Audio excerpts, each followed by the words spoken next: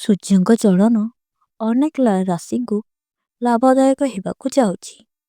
ଫେବୃଆରୀ 2026ରେ ସୂର୍ଯ୍ୟ 3 ଥର ଚଳନ କରିବେ। ଏହା ଥରେ ନିଜ ରାଶି ଏବଂ 2 ଥର ନିଜର ନକ୍ଷତ୍ର ପରିବର୍ତ୍ତନ କରିବେ। ଗ୍ରହର ରାଜା ସୂର୍ଯ୍ୟଙ୍କ ସ୍ଥିତିରେ ଏହି ପରିବର୍ତ୍ତନ 3ଟି ରାଶିର ଭାଗ୍ୟକୁ ପରିବର୍ତ୍ତନ କରିବ।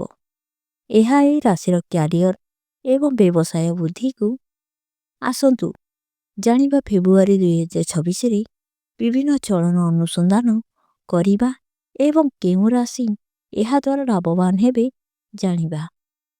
ଶୁକ୍ରବାର ଫେବୃଆରୀ 6, 2026 ଦିନ 2:10 ସୂର୍ଯ୍ୟ ଧନିଷ୍ଠ ନକ୍ଷତ୍ରରେ ପ୍ରବେଶ କରିବେ।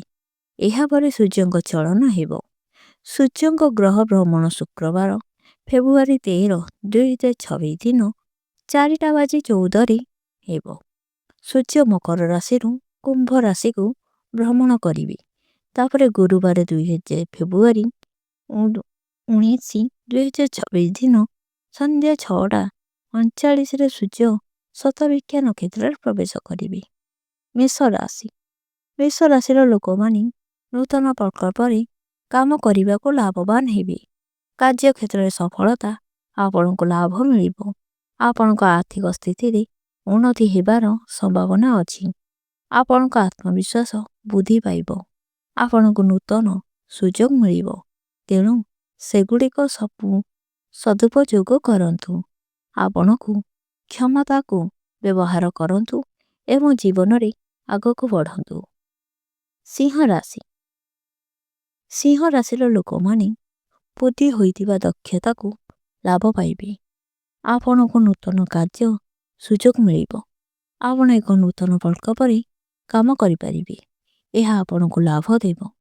ଆପଣଙ୍କ ଆତ୍ମବିଶ୍ୱାସ ବୃଦ୍ଧି ପାଇବ ଏବଂ ପରିବାର ଏବଂ ବନ୍ଧୁମାନଙ୍କ ସହିତ ସମ୍ପର୍କ ମଜବୁତ ହେବ।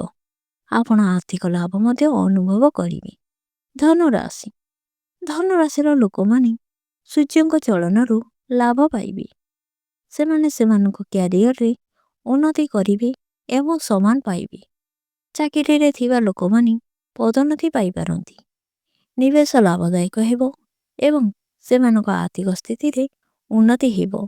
ଧନୁରାଶିର ଲୋକମାନଙ୍କ ପାଇଁ ଫେବୃଆରୀ ଏକ ଭାଗ୍ୟଶାଳୀ ମାସ ବୋଲି ବିବେଚନା କରାଯାଏ। ଭାଗ୍ୟଶାଳୀ ମାସ ହେବାକୁ ଯାଉଛି ବି। ଆପଣଙ୍କର ଧନୁରାଶି ହୋଇଥିଲେ ଆମକୁ କମେଣ୍ଟରେ ନିଶ୍ଚିନ୍ତ ଜଣାନ୍ତୁ। ଆପଣଙ୍କର କେଉଁ ରାଶି ଆମକୁ ତାହା କମେଣ୍ଟ ମାଧ୍ୟମରେ ଜଣାଇ ପାରିବେ।